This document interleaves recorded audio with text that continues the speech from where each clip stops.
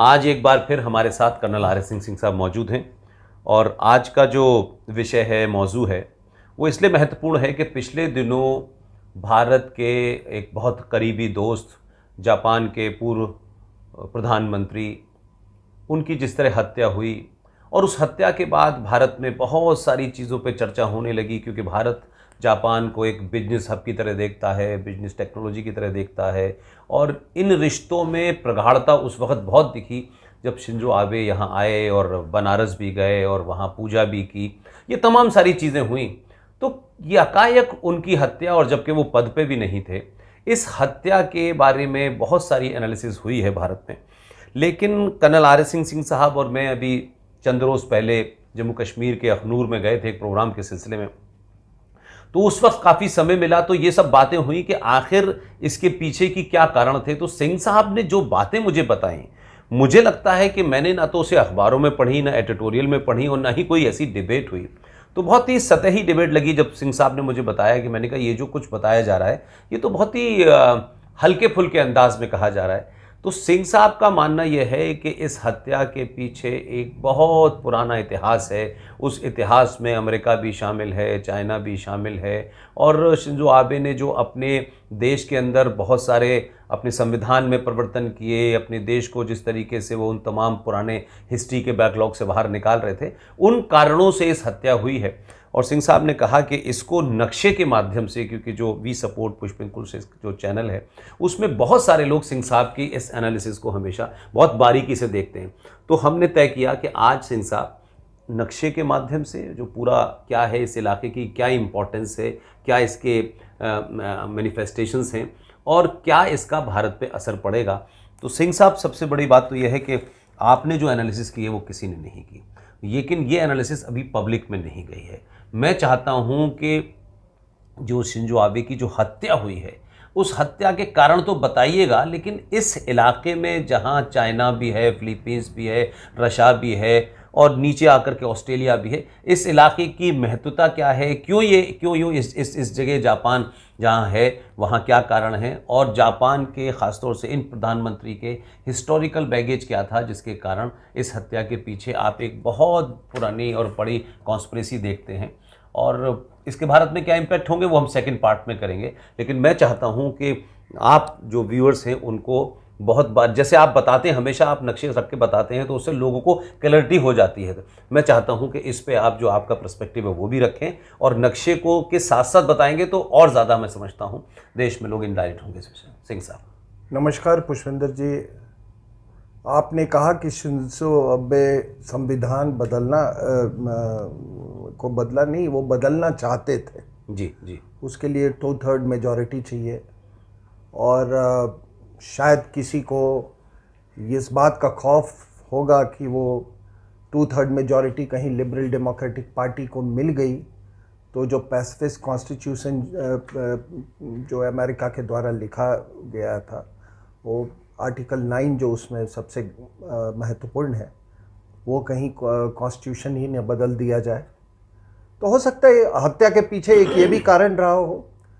दूसरी बात, दुर्भाग्यवश हमारे यहाँ हम जब भी जापान के बारे में सोचते हैं तो हमारे मानस पटल पे या हमारी जहन पे हम उसको व्यापार के नज़रिए से देखते हैं, या बुलेट ट्रेन के नज़रिए से देखते हैं, या टेक्नोलॉजी के नज़रिए से देखते हैं। बहुत कम लोग, आज की पीढ़ी जो है, उनको बस ये ज़रूर मालूम है कि न्यूक्लियर वेपन्स यूज़ किए गए थे नागासाकी और हिरोशिमा में, लेकिन उसके पीछे की पृष्ठभूमि ज़्यादा लोगों को नहीं मालूम है, ख़ास करके जो ये नई जनरेशन जो है उसको, जो नई पीढ़ी है उसको। इसलिए मैंने सोचा कि मैं लोगों को ये बताऊं कि ये एक अमुक देश के एक अमुक एक्स प्राइम मिनिस्टर की केवल हत्या के नज़रिए से इसको ना देखें। ये दुनिया को बहुत असर डालने वाली ये घटना हुई है। तो आप इसकी महत्वता को तभी समझ सकते हैं, या इसकी क्रिटिकलिटी को, जबकि आप ये समझ लें कि ये हत्या दुनिया के किस हिस्से में हुई। किस हिस्से में? ये दुनिया के उस हिस्से में हुई है जहाँ पर आज आप देखें तो उसको जियोपॉलिटिकली और स्ट्रैटेजिकली वो सबसे हॉटेस्ट स्पॉट है, जिसको आप पहले एशिया पैसिफिक रीजन बोलते थे, अब इंडो पैसिफिक स्ट्रैटेजी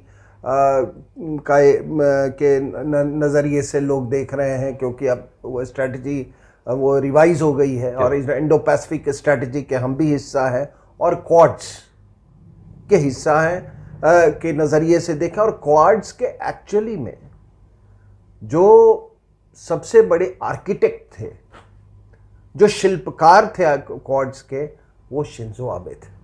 ओके, ठीक है। तो इसलिए ये उसको इस नज़रिए से देखना है। और मैं कोई 2005-06 से इस पूरे एरिया को बहुत क्लोजली मैं मॉनिटर कर रहा हूँ, देख रहा हूँ। मैं अपने ऑफिशियल कैपेसिटी में भी इस एरिया से जुड़ा रहा हूँ, तो इसलिए मैंने सोचा कि थोड़ा सा हम इसको ज़्यादा मैं इसको बहुत इलेबोरेट नहीं वो करूँगा, लेकिन इतना मैं एक सेंस, एक जोग्राफिकल जियोपॉलिटिकल सेंस मैं समझता हूँ कि एक नक्शे के द्वारा देना बहुत ज़रूरी है। तो देखिए, हम इस इलाके की बात कर रहे हैं, ये पूरा इलाका जिसको ये दुनिया का अभी सबसे हॉट स्ट्रैटेजिक स्पॉट है। More than 60% of the American war waging asset, जो युद्ध की जो सामग्री जो है, वो इस एरिया को डिवोटेड है। अच्छा। और वो बाकी एरिया से धीरे धीरे बाकी एरिया से वो लाके यहाँ पर इसका बिल्डअप हुआ है, क्योंकि ये सब के लिए डू और डाई है। ये देखिए, अगर आप देखिए चाइना का, तो ये चाइना का ईस्ट कोस्ट है। सारी जितनी आपकी शंघाई, ये जितनी तमाम जो डेवलपमेंट स्टोरी चाइना की शुरू हुई है, वो पूरा ईस्टर्न कोस्ट पे है। अब ईस्टर्न कोस्ट पे आप देखिए अमेरिकन कहाँ कहाँ हैं। ये देखिए, जापान में 56,000 अमेरिकन बैठे हुए हैं। बगल में साउथ कोरिया, करीब 25-26 हज़ार अमेरिकन बने हुए हैं। ये ताइवान का क्राइसिस, ये ताइवान जिसको अपने कब्जे में लेने की वन कंट्री टू सिस्टम्स के तहत ये वो आज उसकी परिभाषा है, लेकिन उसको पूरी तरह अपने आगोश में लेने के लिए चीन जो है वो कोशिश कर रहा है, एक अच्छे जियोपॉलिटिकल एनवायरनमेंट का इंतजार कर रहा है। क्योंकि यहाँ पे अमेरिकन फोर्सेस और ये इतने हैं, इसलिए शायद अभी वो माहौल को, जियोपॉलिटिकल जो एनवायरनमेंट है, माहौल है, उसको अनुकूल नहीं, उसके हिसाब से सेट नहीं हो रहा है। तो ये देखिए, उसके बाद ये फिलीपींस, इनका समझौता है। अमेरिकन से यहाँ आते हैं, हर साल एक्सरसाइज करते हैं, इनके साथ एक लंबा एग्रीमेंट है। बीच बीच में इनके जो राष्ट्रपति हैं वो कुछ आवाज़ें उठाते हैं, लेकिन इन्होंने, इनकी हिम्मत नहीं हुई है अभी तक वो डुटेर्टे की उसको एब्रोगेट कर दें, ठीक है, जो ट्रीटी जो है। ये ऑस्ट्रेलिया, आपको मालूम है कि अभी नई एक अलायंस बनी है, ऑन्जूस अलायंस, ऑस्ट्रेलिया, न्यूजीलैंड, यूएस, ठीक है, ये अलायंस है।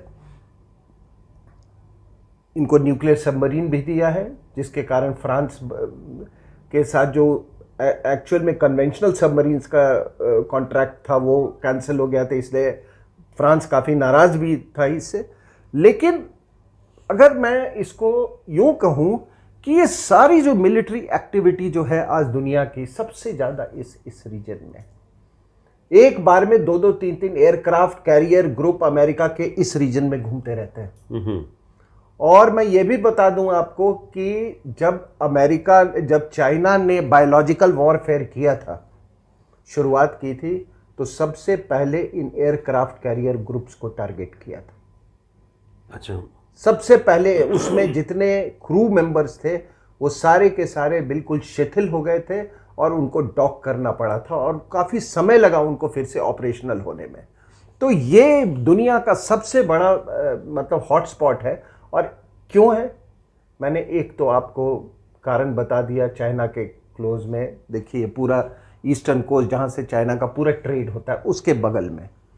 तो ये जो लोग हमारे हिंदुस्तान में बात करते हैं ना कि तिब्बत और ये ठीक है, हमारे यहाँ अब माहौल गर्म है, लेकिन आप समझिए कि ये माहौल कितना गर्म है, कितने हॉस्टाइल पावर्स, अगर चाइना के उससे देखें। और ये आखिर ये एरिया इतना इंपॉर्टेंट क्यों हो गया? Why this Indo Pacific strategy? क्योंकि चाइना, ये साउथ चाइना सी है, इसके पूरे समुंदर को वो क्लेम करता है just because it is South China Sea. जैसे वो वही वाली बात हो गई कि हम इंडियन ओशन पे हम कहें कि इंडिया के नाम पर ओशन है, हालांकि ये बड़े गर्व की बात है कि हिंद महासागर, कि हिंदुस्तान के ऊपर में हिंद महासागर है, ठीक है ना। थैंक गॉड कोई इस्लाम महासागर नहीं है।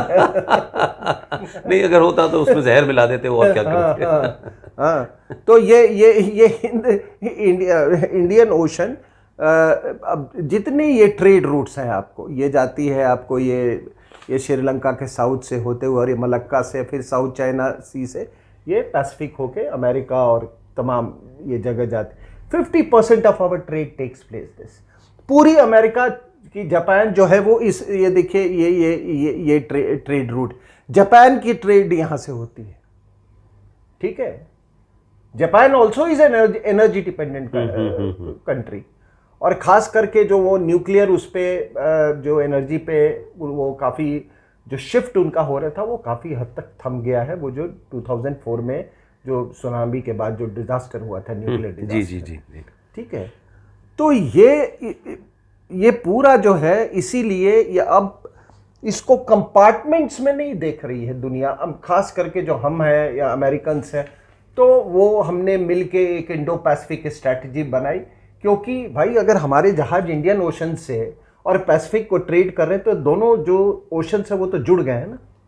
करेक्ट। तो that is why the Indo Pacific strategy, and at the centre of this Indo Pacific strategy is Japan, and in that centre, उस केंद्र बिंदु के केंद्र में शिंजो आबे थे, क्योंकि उन्होंने ये क्वाड्स के वो रचयिता थे। ओके, वो क्वाड्स उनका इट वाज हिज बेबी, वो उनके दिमाग की उपज थी, उनका इनिशिएटिव था। समय लगा उसको रियलाइज होने में, समय लगा, लेकिन वो इंडो पैसिफिक स्ट्रैटेजी के ही जो उनको आर्किटेक्ट माना जा सकता है। That is why loss of Shinzo Abe is such a critical occurrence in this world. ये दुनिया के लिए एक सबसे एक बड़ी, जिसको हम कहें एक बहुत दुखद, एक बहुत क्रिटिकल और एक बहुत महत्वपूर्ण, जियोपॉलिटिकली बहुत महत्वपूर्ण दुर्घटना है।